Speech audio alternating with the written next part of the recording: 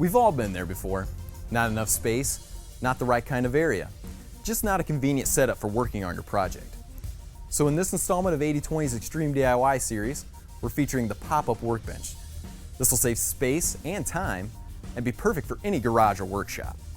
It folds down to less than 3 inches from the wall, it's completely customizable, and unlike prefab alternatives, it can be made to custom fit any size or area. So join us as we build this simple solution.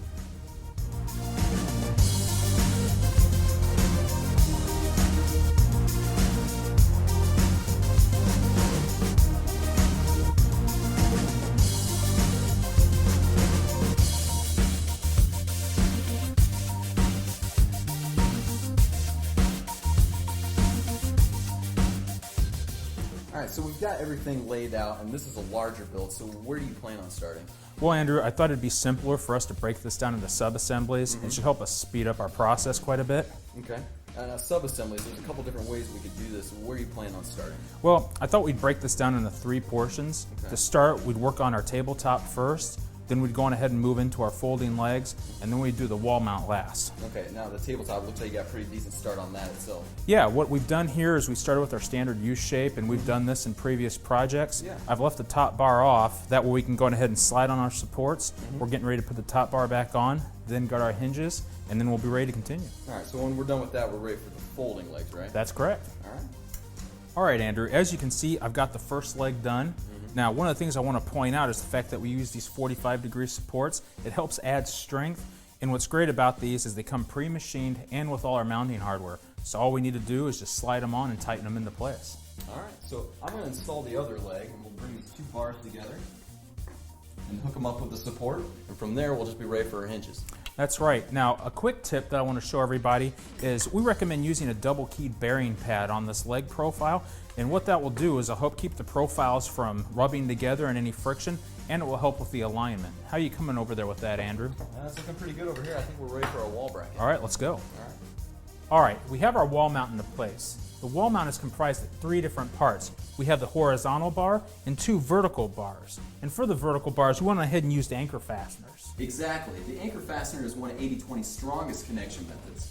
It's also going to allow us to slide our supports along the crossbar and line it up with the stud that we're going to use. And once we have that locked into place, we're ready for our folding legs. All right, we have our legs into place. I want to point out again that we used our anchor fastener to give us a nice 90-degree connection, and we utilized the profiles aligner grooves. That helps us ensure that everything is square and even. So we're set to go. Our legs are ready with a nice smooth motion, and now we're ready to continue. Alright, now that we got the wall bracket done, this is a good time to mention that if you need help mounting your bracket, to seek professional assistance. Alright, we got the legs on, Phil. We just need to slide this top frame on. We'll use the hinges to line that up. All right, now going ahead and get this hinge in place, Andrew. Alright. Alright, we're almost done with this build, but while we have the panel off, I want to show you how this all comes together. The bench lifts up, the legs fold out, and they secure in place with this bearing pad. The bearing pad not only helps secure it in place, but also keeps the bars from everything. All right, Andrew, we have everything tightened down and in place, and now we're ready to slide on this panel. Alright. Go ahead and get it on this end. Get that on there. Now what I like about these bolts is that they're countersunken to the top, so it's going to give us a nice smooth finish, keep us from getting anything caught or snagged on it. That's right, and Andrew, another great thing about the panel and the way we have it set up is that it's easy for us to slide it off and to put a different panel on in case this gets damaged or we just want to change it out for a different color. Yep. This is starting to look pretty good and it's all wrapped up, I think. We hope you've enjoyed this simple solution, and we look forward to seeing you again next time. For more information, or if you'd like to design and build your own pop-up workbench, please visit 8020.net and download the project plan. And while you're there, be sure to subscribe for future 80/20 videos. And as always, make it a great day.